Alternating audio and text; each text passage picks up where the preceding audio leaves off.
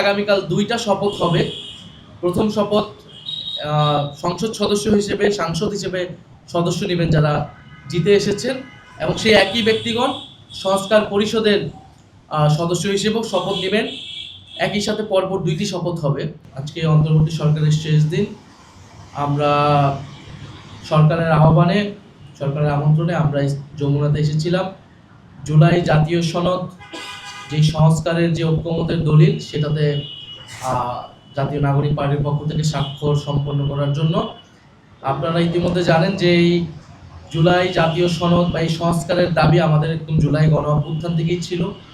আমরা যে নতুন বন্দোবস্তের কথা বলেছি, রাষ্ট্র সংস্কারের কথা বলেছি, পরবর্তীতে সংস্কার কমিশনের উদ্যোগে সব কিছুই সেই সময় বৈষম্য বিরোধী ছাত্র আন্দোলন এবং পরবর্তীতে জাতীয় নাগরিক কমিটি হয়ে জাতীয় নাগরিক পার্টি আমরা সংস্কারের পক্ষে সবচেয়ে দৃঢ় অবস্থান নিয়েছিলাম।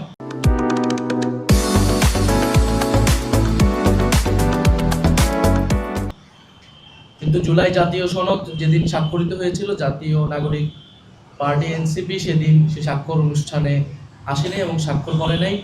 কারণ আমরা তখন বলেছিলাম যে এই জুলাই জাতীয় সনদের যে আইনি ভিত্তি, সেই আইনি ভিত্তি নিরূপণ না হলে, আইনি ভিত্তি নিশ্চিত না হলে আমরা আসলে এই ডকুমেন্টে সাইন করার কোনো মানে থাকবে না। এবং এই ডকুমেন্টে যে নোট অফ ডিসেন্ট রয়েছে, আমরা মনে করি নোট অফ ডিসেন্ট কোনো সিদ্ধান্তের অংশ হতে পারে না। ফলে নোট অফ ডিসেন্ট নিয়েও স্পষ্ট বক্তব্য থাকা প্রয়োজন। সেই প্রেক্ষিতে আমরা কিন্তু সাইন করি নেই, এবং এর পরবর্তীতেই আমাদের দাবির প্রেক্ষিতে জুলাই জাতীয় আদেশ, সেই আদেশ দেওয়া হয়। যে আদেশের ভিত্তিতে এবারের যে ত্রয়োদশ নির্বাচন এবং গণভোট, সেই গণভোট অনুষ্ঠিত হয়েছে। গণভোটে জনগণের রায় সংস্কারের পক্ষে এসেছে, হ্যাঁ পক্ষে এসেছে।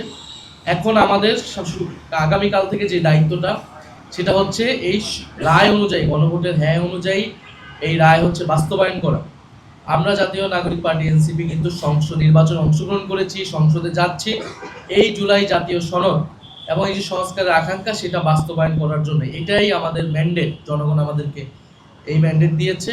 ফলে এটি আমাদের আজকে আমাদের স্বাক্ষরের মধ্য দিয়ে জুলাই জাতীয় সনদ এর সম্পূর্ণতা পেল, এবং আমাদের আগামীকাল থেকে এটার কাজ হচ্ছে যে সংস্কার সভা হবে, সংস্কার পরিষদ হবে, সেই সংস্কার পরিষদে এইটা জুলাই জাতীয় সনদ এবং গণভোটের যে আদেশ, সেই আদেশ অনুযায়ী সংস্কারগুলোকে বাস্তবায়ন করা।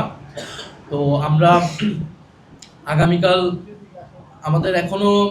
আমাদেরকে আনুষ্ঠানিকভাবে জানানো হয়নি, কিন্তু আমরা আইন উপদেষ্টা এবং সংসদ বিভাগের যিনি সচিব রয়েছেন তার সাথে কথা বলে, অনানুষ্ঠানিকভাবে কথা বলে জেনেছি যে আগামীকাল দুইটি শপথ অনুষ্ঠিত হচ্ছে।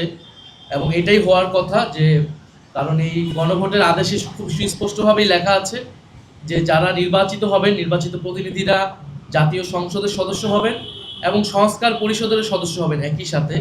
ফলে একই সাথে আগামীকাল দুইটা শপথ হবে। প্রথম শপথ সংসদ সদস্য হিসেবে, সাংসদ হিসেবে সদস্য নেবেন যারা জিতে এসেছেন, এবং সেই একই ব্যক্তিগণ সংস্কার পরিষদের সদস্য হিসেবেও শপথ নেবেন।